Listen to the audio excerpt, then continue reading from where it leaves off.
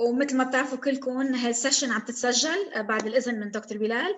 سو انا هلا رح اعطيها المجال للبرزنتيشن تبعها، وبعدين بنبلش بموضوع الاسئله اللي بتحبوا تسالوها كلكم من دكتور بلال. سو بليز الاسئله تكون كلها بالكويستشن اند شير اريا للسيشن. تفضلي دكتور بلال. Thank you for this introduction, Randa, and I'm honored to be speaking at this webinar series today. And thanks to the Lebanese Library Association invitation to be part of this webinar series. I'm going to screen share. Do I have the permission? Let me see. Am I co-host? Yes. Can you all see my screen?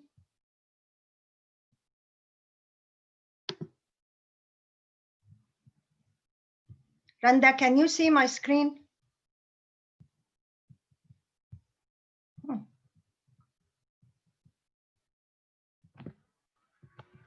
Hello? Yes, okay, great. Okay, I'm used to students telling me yes verbally, and sometimes this is something I'm going to talk about today, actually, switching between, the talk and also between the chat. Okay, so you can all hear me, you can all see my slides, right? Okay, this is great, thank you. Okay, wonderful, I'm going to switch to the theater mode. Okay, so in this session, I will be talking about online teaching and learning, the different modalities, the issues, and the challenges that we face.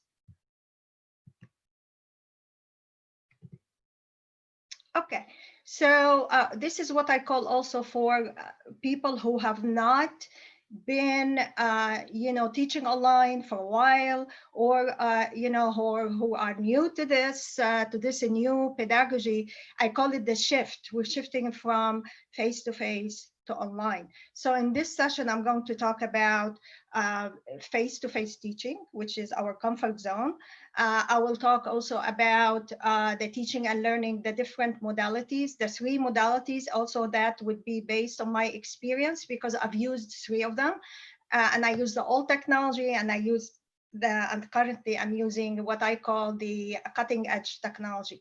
And also I'll cover key issues, because there are so many issues with these new paradigms, and also cover key challenges. Then, as Randa mentioned, we will have time left for question and answer. So if in case I go quickly over some of the slides, I'll try not to. So you can always ask questions afterwards. And I know you may wonder why she doesn't speak in Arabic. I do speak Arabic. أهلا وسهلا وشكرا إنه حاضرين معنا. بس في كتير terminology أنا ماني familiar with. I'll try to answer your questions in Arabic to the extent possible. Okay. All right. So let's get started. Okay, face-to-face teaching. As you see here, people are interacting. Sorry, okay. The COVID, I guess, wants to be here. People are interacting with instructor, people are engaged. This is what we call the comfort zone. It is actually, it enjoys a long history. People who have been teaching, mainly have been teaching face-to-face for a long time. And we know that the joy of teaching, and that's, at least to me, the joy in teaching is in the classroom. I always like to be face-to-face with the students. I like to look at their nonverbal communication. This way I understand that, they are puzzled, they're confused, maybe they have a question, but they don't want to ask. So these are things that are, things important to us. It has a well-grounded pedagogy, series, frameworks, models are all there. And it is a well-accepted practice. So this is the norm. This is the norm that we've been used to. we feel also in this storm, like you see here, the people with the instructor, in a possibly lab environment or so, they're talking. So you feel connected, you feel you have a sense of community, you feel like you have a sense of belonging. So there is a social environment, social interaction.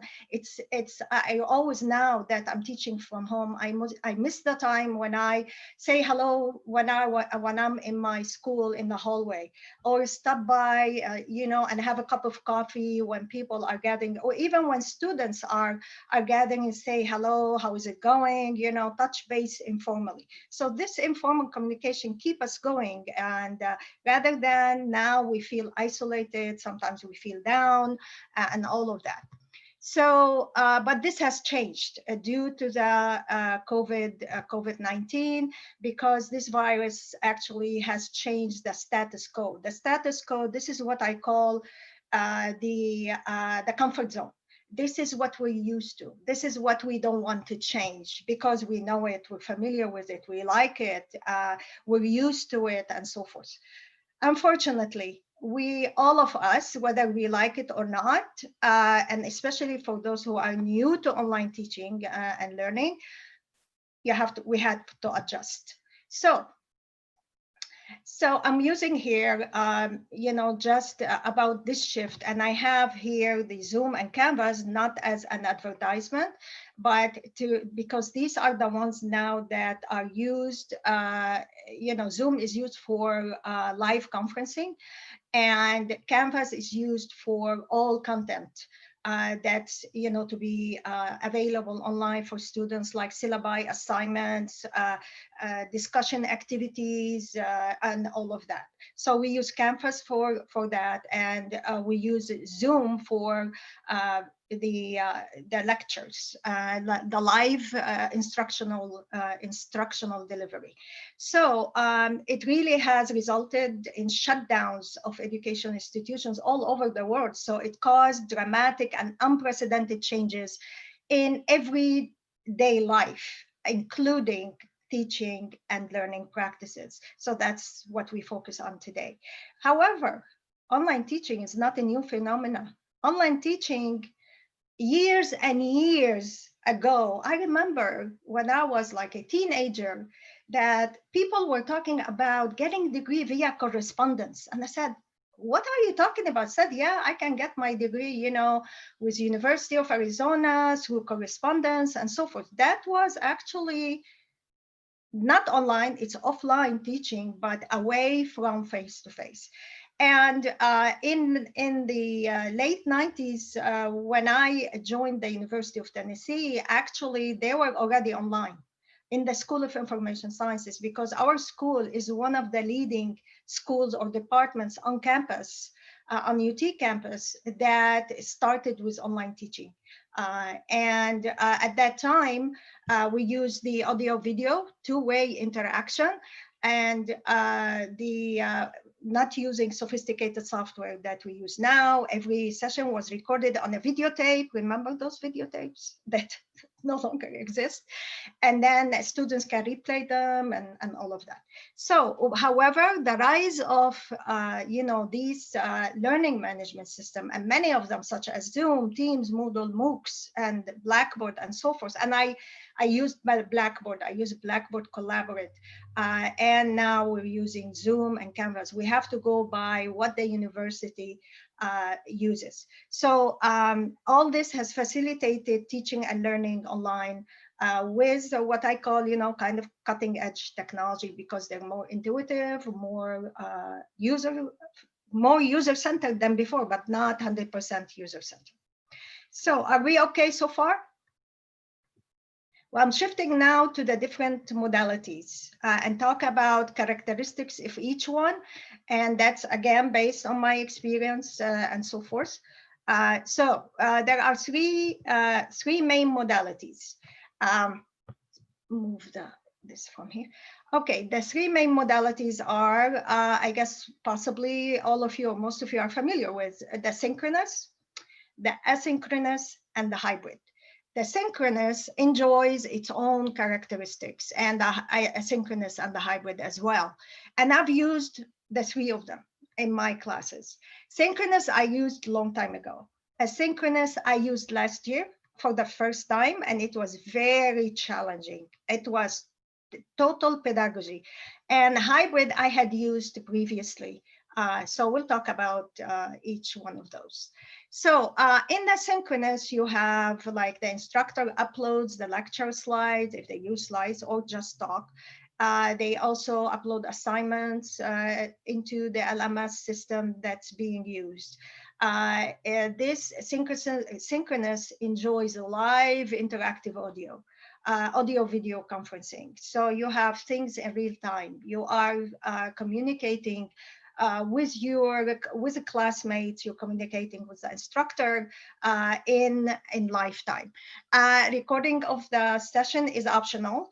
Now let me tell you, in my school, we have an IT person just for that department.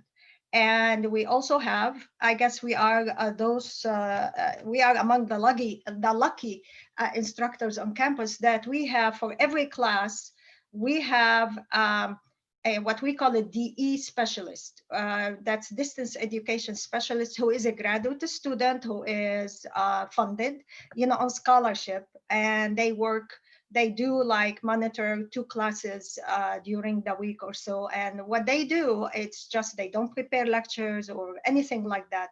They ensure that the instructor is online. They ensure that, we have no technical difficulties, or if students have technical difficulties, they communicate with the DE assistant and so forth. So, which is really great because it does not consume time away from the classroom or the student delivery. And in this mode, the instructor is present at the same time as the students, which is great. So if you are a people person, in general, you would like to be, and you can teach face-to-face, you would want to be using synchronous delivery. Hands-on activities are provided, for sure. I'm talking based on also my experience and faculty experience, but also anyone can do that. Like, for example, Zoom, like other LMS systems, they allow for group work by using breakout rooms. So what I do, almost all of the time, is that, especially if the lecture is a little bit long, I stop at some point and I provide an activity, and I use breakout rooms so that students can work for a specific amount of time that I assign on that activity, and then they come back to the main room, and then we discuss the activity. Sometimes I ask them quickly, take 5 minutes to present what you find out, or what you found out, and so forth. So there's also live text chat, and there is, you can provide instant feedback, screen sharing, like what I'm doing now. Instructor can screen share, students can screen share in real time. And you can also bring in a variety of media. On the spot, on the fly, we call it on the fly, because let's say something comes up during class. I have a spontaneous teaching style as well. So sometimes something comes up on the student side. I say, okay, hold on. I know of a video that does X, Y, and Z. And then I go and share the video with the students. We start talking about it. So that is not, provided in the asynchronous mode. And live presentations, students can make presentations of their assignments, of their projects, and so forth, or even of their group activities. So in general, as synchronous provides a better social environment, better sense of community, better sense of belonging than the asynchronous mode. This is what I call here, this one I call dynamic. It's a dynamic delivery approach because it's live and interactive and so forth. Now, it doesn't mean it's really the best way to teach. I'm going to talk in a few minutes about the pros and cons of each one. And by the way, this is what I call reality check. No matter what technology we use, And no matter how well we prepare lectures and do the best possible to just simulate a face-to-face teaching, it's good to use variety of styles to do that, but in reality, you cannot simulate face-to-face 100%. Okay, so so these are the characteristics that this mode enjoys. The asynchronous actually it's a different way of teaching. It's kind of the opposite of the synchronous, because the instructor pre-records the session. The instructor uploads the lecture, depending on your style, whether you provide lectures, whether you provide, slides, or you just talk without the slides and without using the slides.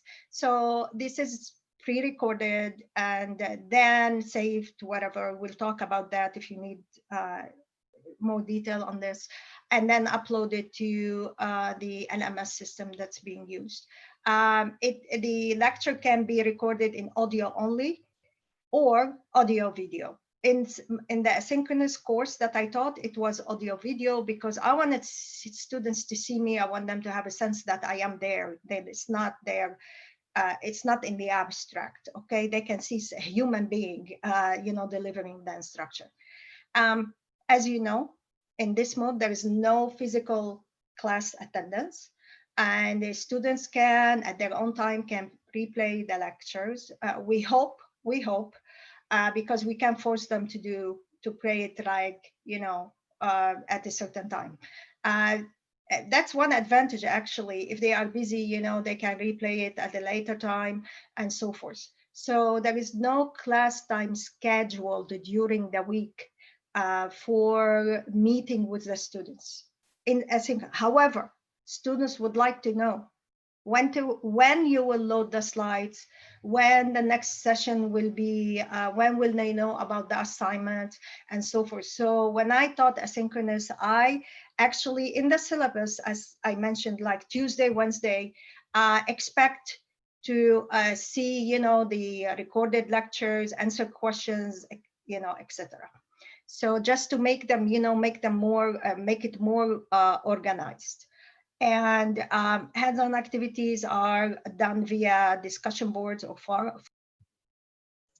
It's back on, sorry, technical problem. Oh, okay, sorry. Okay, this is one of the issues we have with online, by the way. So that's good. Thanks, Randa. Okay. All right, so that's what happens. Students can pre-record and upload their own presentations as applicable, and that's time consuming. Means they need lots of training in doing that, because it can be very frustrating even for instructors. So in terms of the social environment and the sense of community, it's not totally there. And it's because all the discussion and so forth. That's why when I talk about the pros and cons, we need to provide measures to make things better for students who would like to take courses in asynchronous mode. The way I characterize this mode is a static delivery approach rather than the dynamic, okay, in general. Okay, so we're okay so far, right? Yes, we're okay. All right, so the hybrid, our hybrid is two ways. So if you look on the internet about hybrid, you will see something, you will see one of these, but our hybrid is different. That we adopted a new hybrid mode like 2 years ago. So I'll talk briefly about those. The first type is what's out there. It's synchronous, okay, live. And the instructor is on campus with students who are registered for the course, face-to-face, to have it face-to-face. So it's two modes simultaneously. So I would be connecting, for example, I would be, let's say, in a lab or in a classroom, present with the students, but also I'll be connecting to Zoom or Blackboard or whatever you use where I can see the students and they are present in the, remotely. And the the asynchronous, the second type is asynchronous, okay? But the online discussions are live, which means the instructor in this mode, this is the one we adopted 2 years ago because, we needed to accommodate our students. And based on their evaluation, exit interviews before they graduate, they give us feedback. And so we try to manage, with whatever we do, changing time for the schedules, try to accommodate their needs to the extent possible. So in the second mode here, the instructor pre-records the lecture and then uploads the video in the LMS system in advance of a class meeting. And students are supposed to replay the session, prepare for questions if they have any questions. And then during the class meeting, that's done synchronously with students, which is half of the time. Let's say my class time is, I teach one course, let's say that's 2 hours 45 a week. So what I can do is for the asynchronous, I take 1 hour and a half or so. And then for my synchronous meeting, it will be just not the whole session, not the whole time, it will be half of the time. Okay, because already students have spent half of the class time doing the replaying the video, doing the exercises, answering questions in discussion board and so forth. And then that meeting is just to touch base with the students live and answer any questions they might have, any issues or problems and so forth. So this one enjoys both characteristics. So it's a static dynamic approach. So these are the modalities, and now we talk about pros and cons. How am I doing with time, Randa? You're okay, Dania, don't worry, you're okay. Okay, great. Okay, so what are the pros? What are the advantages of the synchronous? I guess you can guess, being live with the students, it's dynamic, it's interactive. Another thing that I found that's really helpful is that sometimes, I add things to my slides, and I added right there in class. So I go to my when I'm presenting, I go to the slides and then I add a few things, or I add an activity, based on student feedback or based on the specific things that was discussed. Say, okay, let's stop here. Let me show you some, X, Y, and Z. Let me give you this activity, and so forth. This is not available in asynchronous, okay, because it is offline. See you, see me. If you like to see people, again, if you are a people-oriented person, you would want to be, in a synchronous mode to the extent possible to teach your courses that way. Breakout groups and hands-on activities, support active collaborative learning, and collaboration is very important today for today's market. For jobs and for careers and so forth. So they learn to work in groups. They learn how to collaborate, how to be team players, and so forth. And it gives them a sense of belonging, even if it's short, even if it's like 15 minutes, and then they come back and talk, present in class. But all this, it means, what do you cover in the class? What do you cover in your lecture if there are all of these activities? That's a challenge. So the cons is that it's optional to turn the camera on and off. So students may turn off their cameras, so you don't know whether they're paying attention or not.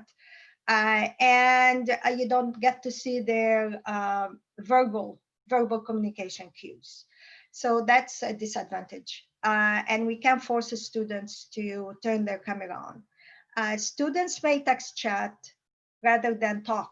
I always encourage my students to talk, because this generation, They are, this generation is a texting generation. They're on their cell phones, frequently, most of the day. It's part of their everyday life. So they're used to texting. I encourage students to also talk. Talk first. When they talk, it's much faster. When they text chat, the instructor will have to pay attention to both. Will have to pay attention to the content that is being delivered, and also to the chat that the student, chat text or a question that the students ask. So the instructor will need to provide ways to manage. Sometimes we use two computers. If you have the luxury of using two devices, actually, you can use your computer and you can have, for example, Zoom on your cell phone, and you can monitor the chat on the cell phone. It's when you are connected to your classroom, and that makes it a little bit faster than going to text all the time. Students may be engaged in non-classroom related activities. We don't know if the camera is turned off. We don't know what students are doing, even if it's turned on. We don't know whether students are really paying attention to the content. They may be baking, they may be gardening, they may be doing whatever they want. And we consider students adults. It's up to them. It's their responsibility. We cannot force them to do things that they don't want to do. I am attending class, but to make sure that they are there, okay? Ask questions strategically. Call on a student to answer a question. So that's one of the things that can help in that situation. Keep in mind that human attention span online is lower than that in the online environment. If you are teaching kids, for example, the attention span is even much lower, okay? So the implication is for how much you will cover, okay? How much you will cover in your session. And by the way, online doesn't mean you bring everything you used to do face-to-face and put it online. It doesn't work. It doesn't work effectively or efficiently. It's a different pedagogy. So you need to adjust your pedagogy. Okay, so attention span, this is something we need to also take into consideration. Okay, moving to asynchronous, it has also good pros. Convenient for students who have, like for example, we have veterans, we have students who are in the military. They can't attend the class at the scheduled time, or the day. What they do is what do we call them? People who play football, for example. They are football players or other kind of sports. Sometimes they have engagement with a university and they cannot attend class during certain time or certain day. So it is convenient for these group of people. It's also convenient for instructors who have a busy travel schedules. Last year, my travel schedule was really busy, and I taught asynchronous for the first time, so I found it convenient, despite all the issues and the challenges, issues that I experienced and the challenges that I faced. And students work at their own pace, but also in this mode, you have deadlines. You have submission due dates for assignments, for discussions on the discussion board, and all that. It's not that students are free, to do whatever they want. Now the cons. The cons are that you need to prepare more discussion activities. These discussion activities, if they are graded, and I do assign grade for these discussion activities because I want students to feel more engaged and also more responsible for completing certain activities. And those activities are based on the lecture and the readings in the textbook or other readings that I assign. So for these discussions, I found it to be very time-consuming, much more time-consuming than what I do in the synchronous. However, I was I was provided help because I was teaching this in this mode for the first time. And my department, my director assigned a graduate students to help with the grading and sometimes uploading lectures, troubleshooting, answering sometimes student emails, and that was extremely helpful. So recording and uploading lectures in LMS is very time-consuming process, whether it's synchronous or asynchronous, depending on the system you use it. But in general, okay, this session that we are in now is being recorded. Then it has to be converted into MP4 after we exit. Then it's saved somewhere in a folder or in the cloud. And then when you want to replay it, or when Randa wants to upload it for everyone to view, she's going to go to a certain part, like for Canvas, we go to Studio feature, and then upload the lecture, upload the recording, and then it takes time to process it before it appears. So processing is also take time. So maybe you let it process, go have a cup of coffee, do something else until it's done. Once it's done, it's available, once it's processed. So it is time consumer process and you need to monitor it.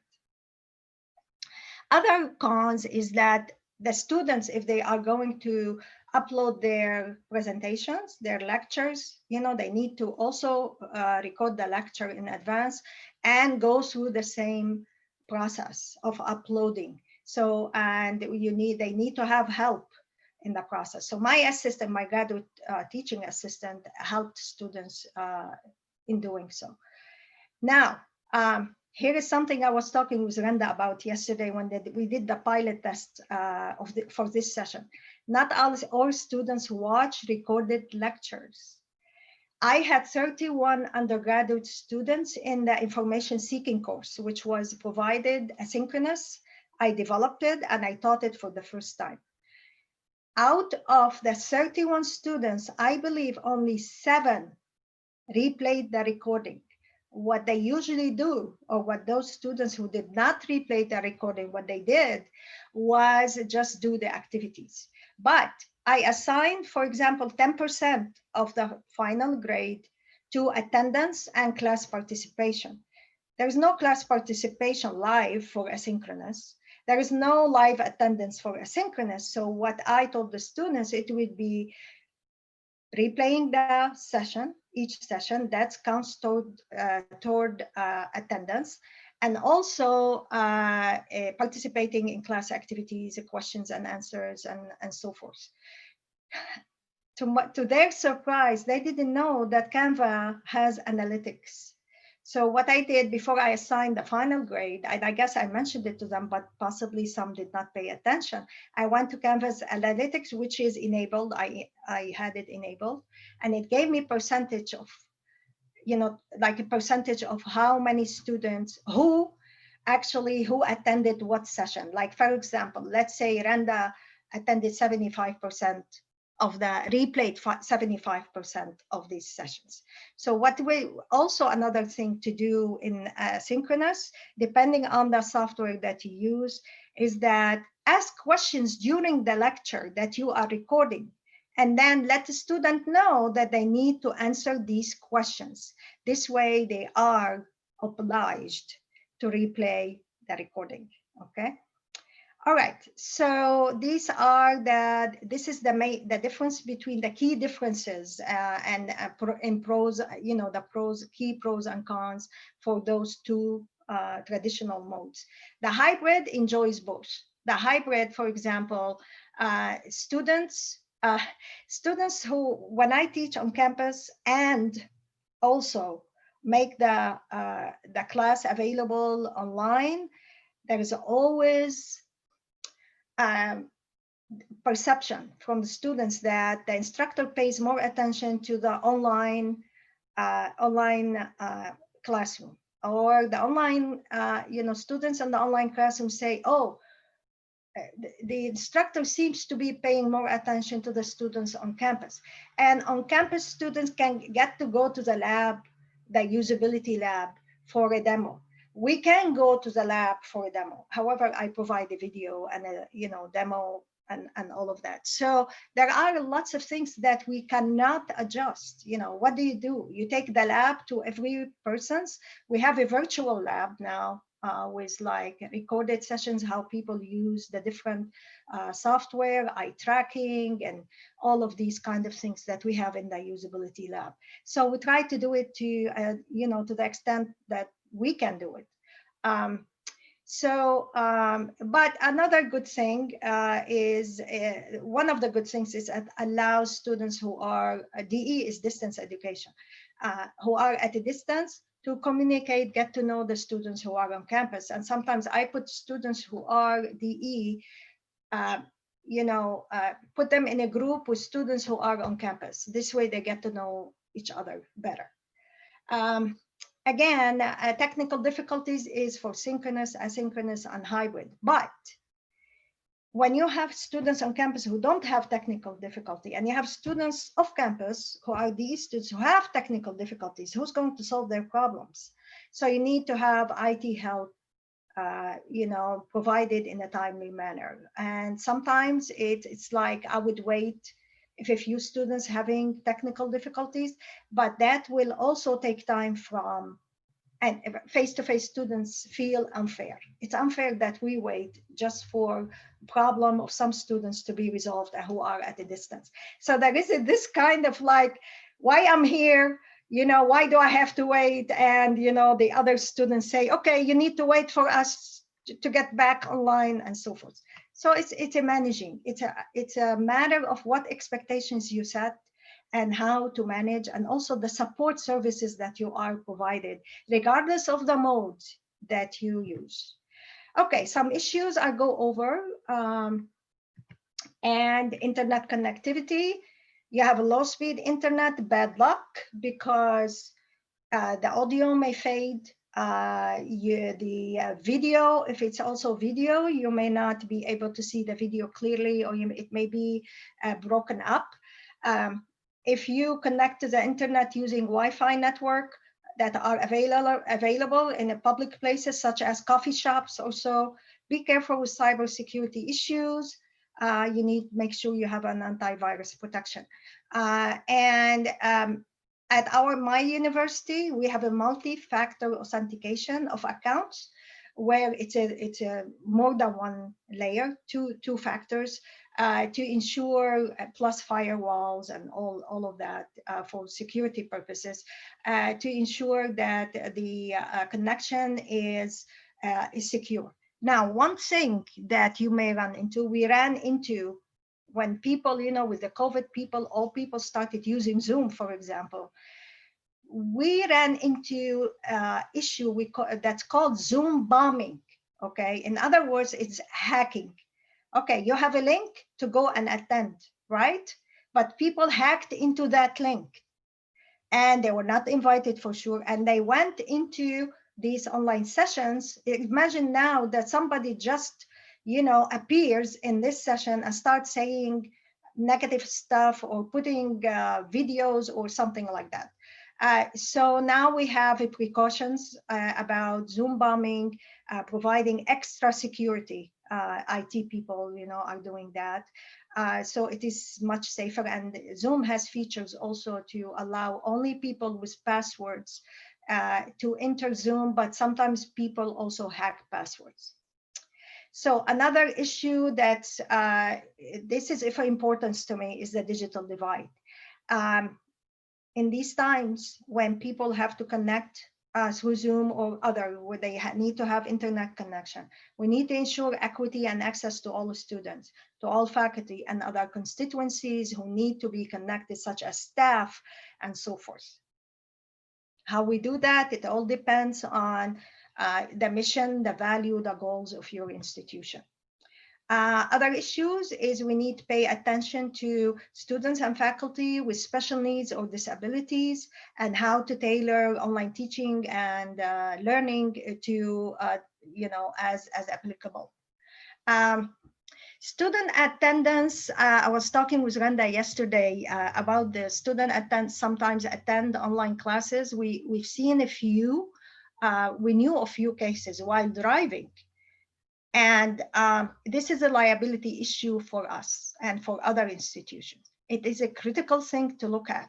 So what I do and what other faculty started doing is providing a disclaimer statement in the syllabi, in all of our syllabi, is that students, we don't recommend that students drive or attend classes while driving. That neither the instructor nor the university is held responsible for any problems or issues that or incidents that may occur during a class, something like that. So something just to consider. It may not be applicable to your situation, but it's good to keep in mind. Extremely important for successful online teaching, regardless of the mode or the modality, is the support services provided. Adequate training is needed for faculty, for students, for other constituencies, for staff, anyone who is involved, anyone who will be using the management system. The questions here are, who will do it? How frequently it should be done? Okay, like because you have a new version of a specific software that has new features. Who will attend to the training, informing faculty, students, instructors about this new update, new version, and new features? How will it be done? What kind of training is provided? And the depths and breadths of the training also is important. Library resources. We have at UT, we have one of the best libraries. We have access to huge number of online databases. We have full text access. Sorry if you are out there feeling sorry for your situation, but students need to have access to specific materials outside of the textbook. We have resources that attend to student, faculty, and other constituencies' needs. So that's very important about in teaching online is what is the role of the library or the information center, and how they should support online teaching, even face-to-face. This is also applies to face-to-face. What's resources available? Who has access to what? So access here is also a divide. If only, let's say, faculty have access to full text online databases, but students don't, this is what I call discrimination. So these are some things to also consider. Troubleshooting technical problems. You do need people in charge of IT support staff who troubleshoot in a timely manner, who are available during certain time to troubleshoot, because timely help is very critical to the success of online teaching, even face-to-face, because also if you're using any technology face-to-face, then you need to have this support available. Okay, challenges. The challenges is one of the things you're going to, it's really, you're climbing, okay? So you start here, or if you are here, then it's a milestone to get there. So here you have to gain the knowledge that you need. It takes time. So give yourself time to do that. Be patient, be resilient, and you need to have perseverance to be able to make it successfully. You need to keep in mind that your pedagogy that you have adopted in the face-to-face, not all of it is going to be effective for the online environment. So you need to adjust your own pedagogy. You're creating course materials and recordings and uploading and all of that. You will find that it will be more time consuming than in teaching face-to-face. So you need to actually be aware of how, how much time it's going to take you, I'm sorry.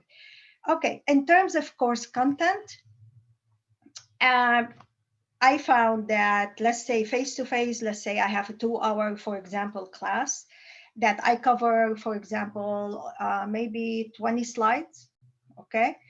In online, sometimes it's 15, sometimes the content of 10. It all depends on the situation as students, and also the type of material. Is it complex? Is it difficult? If you're teaching math, it's different from if you're teaching, let's say, human behavior, or if you're teaching how to prototype systems, system design. So all of these need to be taken into consideration. Time management. Innovation, you need to keep up with the new trends in teaching, whether face-to-face or online or asynchronous, and also innovate in your new teaching, read, see what the trends are, and see how you can apply, or whether you should apply these new things to your own course content. Okay. Keep connected with students, and more so if you are teaching in asynchronous mode, because the students who are attending class or taking this course asynchronously, they need to be more engaged. So you need sometimes to do some kind of push to have them maybe answer specific questions, email them. I used to email students, say, just to touch base, I hope all of you are fine. If you have any questions, sometimes they may not tell you if they have problems or issues. And indeed, said, oh, thank you for touching base with us. I really have a problem. Can I ask you? Said, yes. So that was via email. So I touch base with the students, not just about the content, to see how everything is going for them. Students who are having, for example, family issues, they may not be able to perform as well as students who don't. So these, things I keep in mind. Encourage collaboration among students. Some students don't like to work in groups, period. Okay, they like to work individually. So we need to encourage, group work, and also provide expectations and guidelines for group work in order for them to be successful. Okay, we will always have students who are passive. They're not positive about things. So we need to possibly reach out to these students at some point in order to help them, possibly turn them into more positive, have more positive perspective. So just to keep in mind that there are students who, regardless of how good you are as an instructor or how caring you are about the students' learning and so forth, they're still negative or passive. It's part of their personality. Okay, this is my concluding note. Due to this virus, COVID-19, online teaching and learning has become the norm now. We don't know when we will go back to our routines, our comfort zone. So my advice is, let's take the best out of this situation. Let's make the best out of this situation and be accepting of online teaching and learning. And then also choose the mode that really makes better sense for you and also for the students out there. Okay, images. I took images. These are free images. Pixabay, Unsplash, they have a number of images that are free, and also some in Google, very, very few, and iStockPhoto and PicPNG. Disclaimer, because I'm using the orange color and because there is a politics behind it in my country, in Lebanon, here is a disclaimer statement. The orange color, the big orange, big ideas logo that you see here.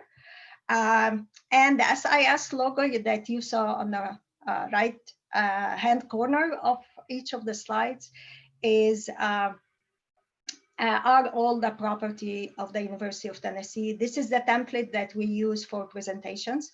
And it is a part of the university's branding campaign that started in 2012.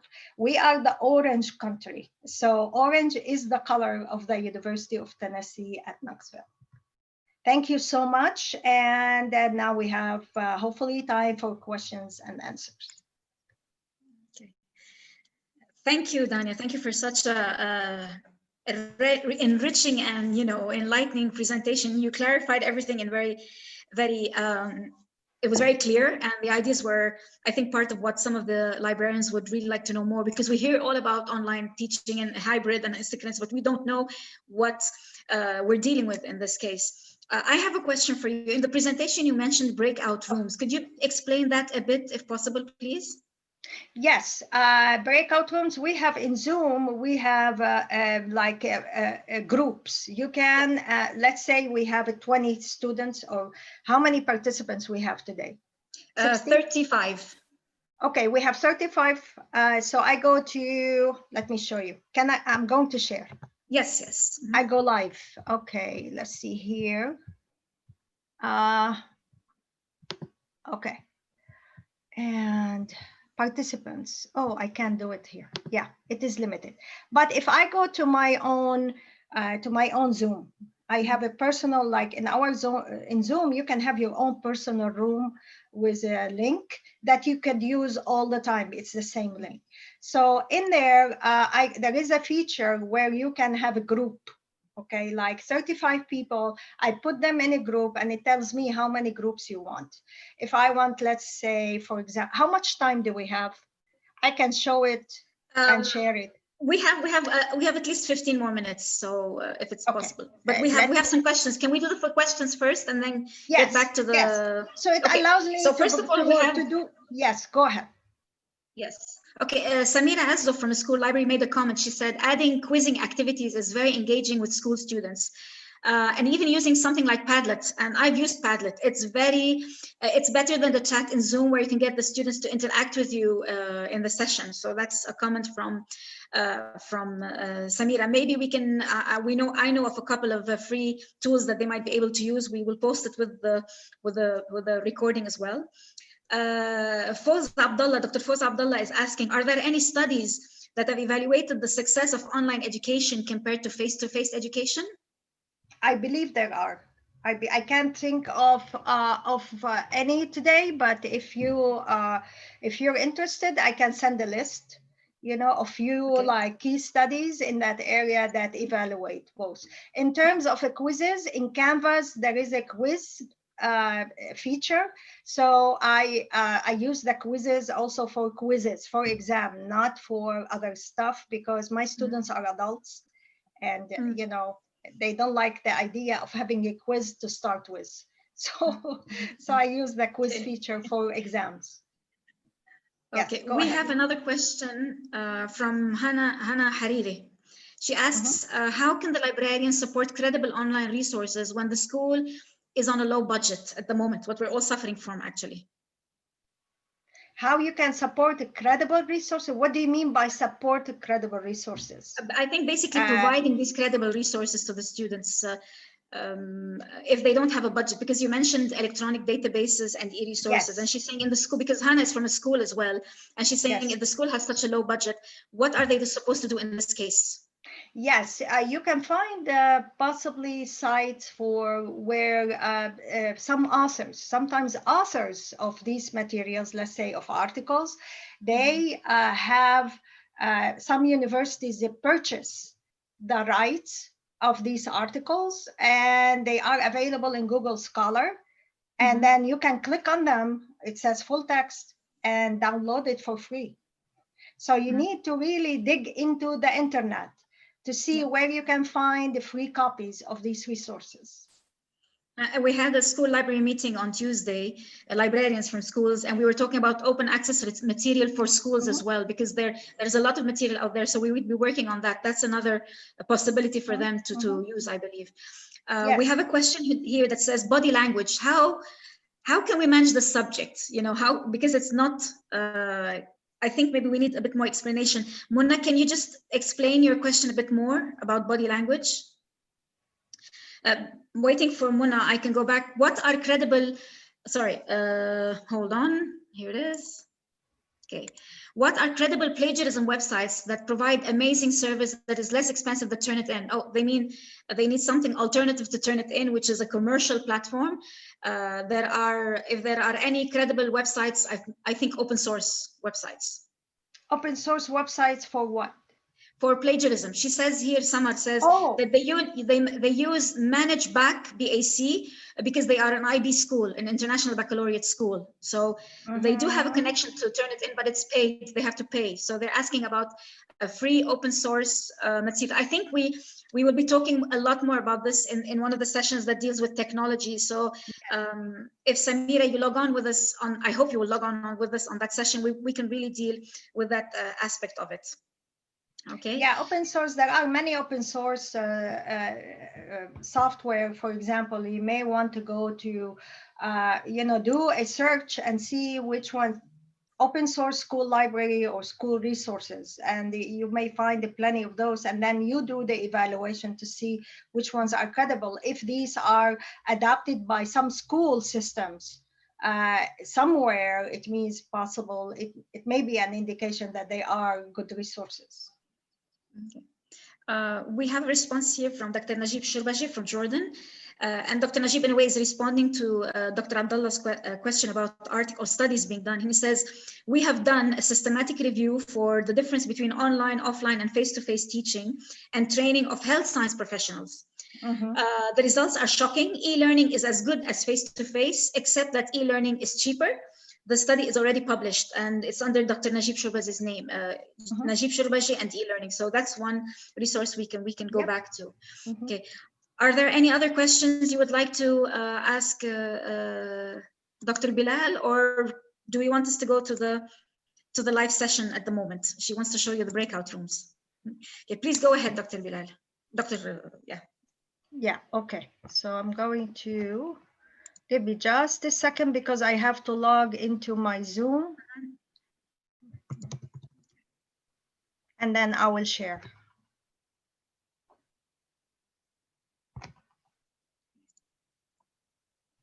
Okay, I'm going to start sharing now because it's coming up. Here.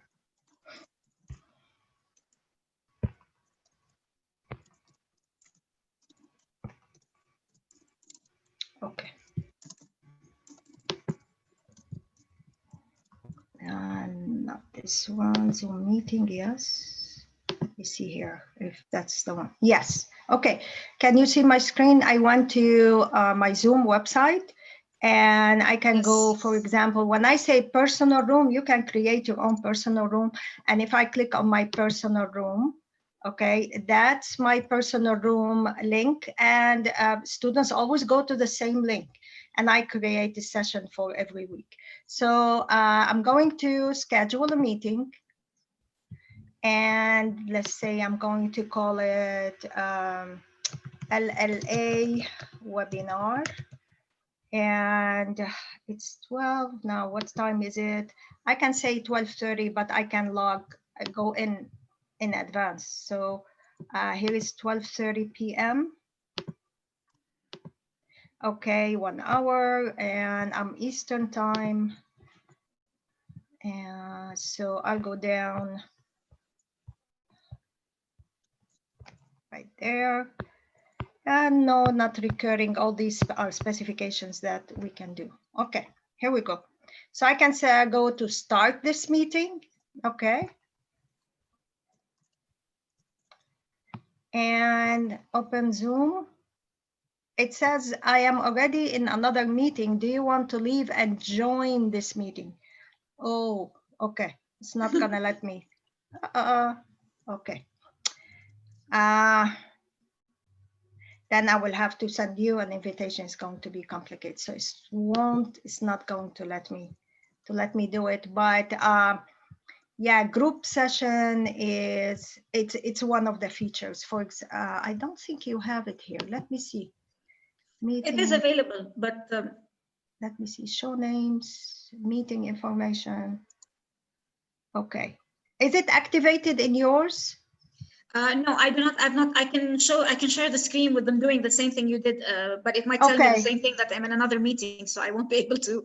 Yeah, to the same. Yeah, we can't. Yeah, I'm sorry, we can't do it. So but basically, breakout rooms are taking the class and dividing them into separate groups, yes, where they work individually, yes, and then you bring them back to the session. Yes. Yes, you give them like the time you want, and then they will get a message on the screen saying join, you know, based on how they were divided. Join. So they click on join and they are in the group. And Okay. I can go at any time to listen to what they're talking about. You give them ideas and get out and go to the other group. And then when the time is out, I announce, I say, okay, you have one more minute, and then they come back. They leave. Once they leave, it automatically they are taken to the main room. Okay. Thank you very much. Sure. Do we have any other questions for Dr. Bilal? It seems that it was, I think they need time to, you know, go back and reflect on what you just said. And of course, the recording is going to be there, definitely. And we can just go on with some a few items. I just need to pass a poll by you all to check out if this is something that you might be interested in. So please just respond yes or no. And the question is, would you like to receive a certificate for attending the online education seminars? We apologize, but we didn't ask this. Oh, well, okay, finish the majority is yes. So I believe that it would be to everyone's benefit to receive a certificate regarding the session itself.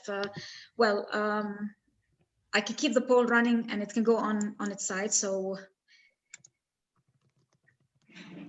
okay, so this is basically, these are the results of the poll. 80% of you say yes and 20% say no. So we will come back and of course, definitely provide you with certificates at the end of the sessions that we are moving on to. I would now like just to share a screen with you regarding the sessions that are coming up. As you know, this is a series of webinars. So we were doing the introduction to online education this week. And next week, I'm going to shift to Arabic. الجمعة الجاية ب 19 الشهر كل السيمينار سيشنز راح يكونوا نهار الخميس على الساعة 6. So الأسبوع القادم راح يكون عن التيتشنج والأسسمنت أكثر البست براكتسز. راح يكون عنا speaker بالeducational field she has personal experience in teaching and assessment. بعتقد انه احنا كلايبرينز لازم يكون عندنا فكره وقت بنحضر السيشنز التريننج سيشنز تبعنا اونلاين so on. ثالث سيشن رح يكون عن التكنولوجيز فور اونلاين education. So كل الاسئله اللي عندكم اياها هلا ان كان عن plagiarism او عن which platform is the best to teach with as an educational tool, whether Zoom, Teams, or the others. You can have all your questions raised there. And واخر سيشن رح يكون رابع سيشن رح يكون عن offering online services as librarians. We will be having two speakers in this session, an academic librarian and the school librarian. تنشوف two aspects of it, which is on the 3rd of December. And the last session, which is copyright for librarians, يلي هي كتير بتهمنا هلا عادة خاصة لأنه عم ننقل أكثر على digital component, will be on the 10th of December. We will send out all the information that we have regarding this these presentations والregistration تبعهم أكيد بس السبيكرز يعطوني الديتيلز كلها بكمل من هونيك. So كانوا Dr. Bilal, they're all asking about this aspect of the platforms of whether Teams, Zoom. There's a question here. It says applications like Zoom, Microsoft Teams, are they online learning tools? Can they be used as online learning tools? This is a question that was raised at the moment. Okay, the Teams, actually, it's being looked at by our IT people. And what I've heard so far is that it's not as intuitive and flexible as Zoom. So, I don't know, I've never used it. Okay. Yeah.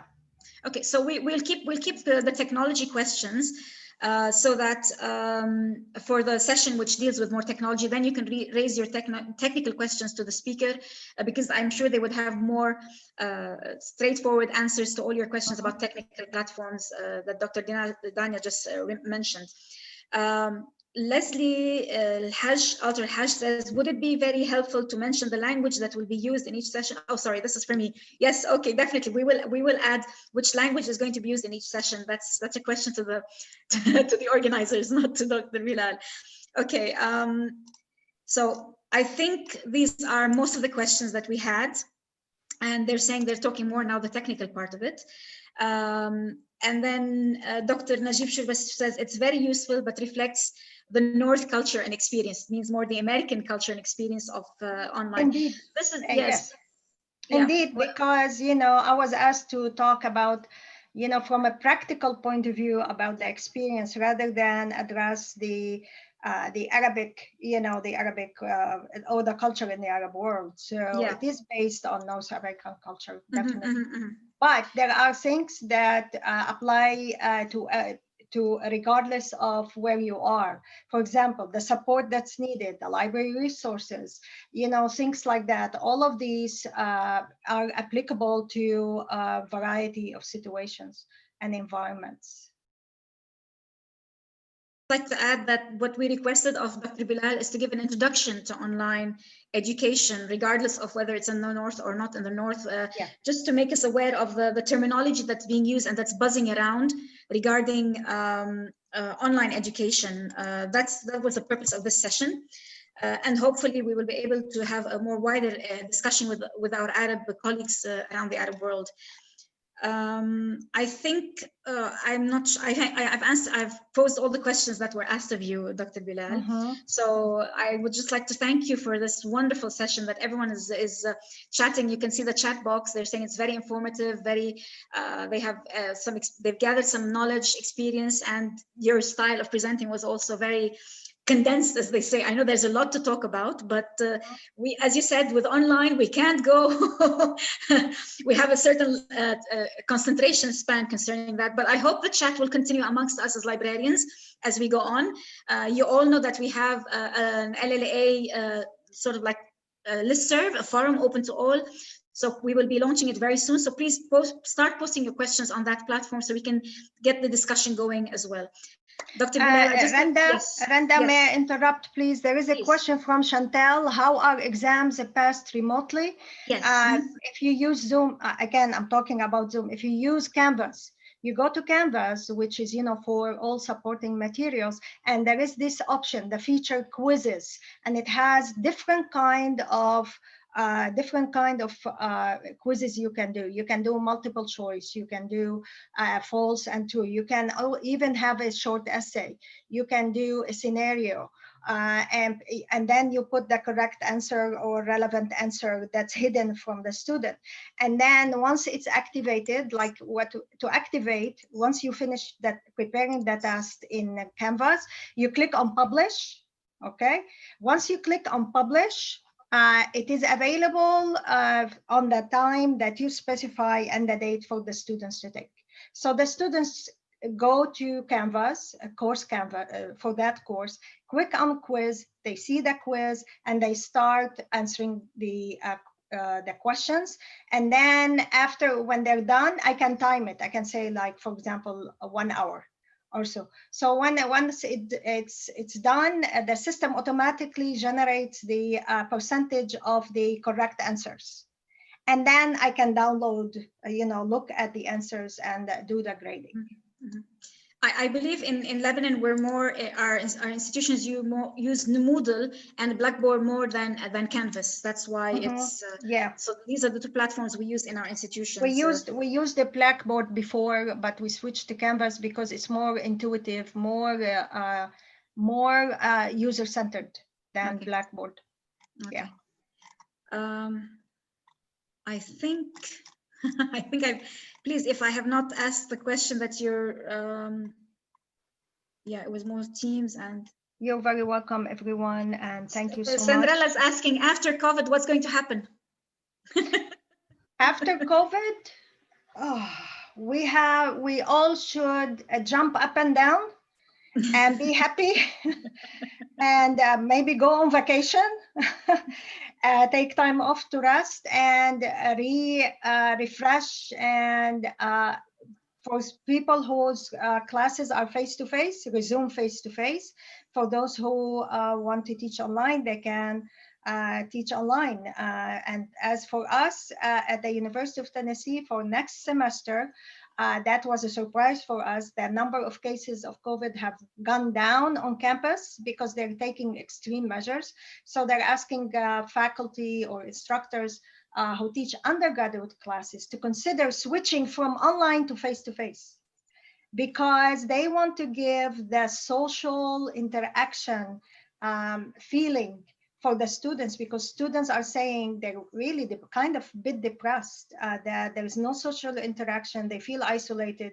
So they're trying to increase the number of courses that are there. But after COVID, I guess, possibly we go back to the norm, and possibly people who like teaching online may stick to the online. We don't know. Thanks. Thank you.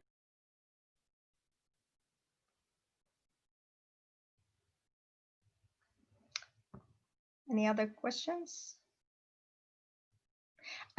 Zoom, by the way, is not free. Zoom is free for 45 minutes. If you go, you can have 45 minutes, then it throw you out. You need to have a site license. You need to subscribe, and also Canvas, you need to subscribe. For effective, I know cost is an issue, but for effective teaching, you need to have these kind of, tools that are reliable. I can't hear you. I can't hear you. I just, because you were talking, I just want to leave the floor to you. Okay, fantastic. I think the session went, I personally enjoyed the session. Thank you. Yeah. And the questions that were coming through. So maybe because of this presentation, hopefully in the next session, you will have more questions regarding testing and teaching and the actual preparation of a course and syllabus, because you had some hints from Dr. Bilal about, course content and looking into time of the course and small aspects. The presentation will be posted online. We will provide it to the attendees. And also, if you have any questions, you can raise them to us, and we will share them with Dr. Bilal, except if she will allow us to share her email with you in case you have any questions. Yes, okay, it's so on my first slide. Yes, sure, definitely. Right, great. Yes. So I will provide you with more information, and of course the certificates to those who want the certificate. So that is something that we will work on as soon as possible. We have colleagues from Jordan with us. We have colleagues from Algeria. We have colleagues, I'm glad I'm seeing colleagues from all over the Arab world, which is interesting to see that this interaction between librarians. And I hope we will see you in the future even more, not only online, Dr. Bilal, but also in Lebanon, as you usually have us, you usually visit us every year practically. So that's right. COVID is preventing me from being there, definitely. Yes. Well, hopefully we'll see you soon then. Thank you very much. So much. وبنشكر الجميع لانضمامكم لهالويبينار، وان شاء الله بتتسجلوا الويبينارز ثانيين، وهوبفلي بس يوصل لي كل المعلومات من البريزنترز بنحط الريجستريشن لكل الويبينارز بيسك ورا بعض، سو فيكم تسجلوا بالويبينار بدكم تنضموا لها and we can go from there and we hope to see you all very soon ان شاء الله. اكيد الجمعه الجايه ان شاء الله بتنضموا لنا. Thank you everyone. شكرا. Thank you Dr. Bilal once again. Have a nice evening جميعا. Have a nice day Dr. Bilal. It's still in the afternoon there, so have a nice evening. Okay, thank you everyone. See you. Bye bye everyone. Thank you. Bye. Bye bye.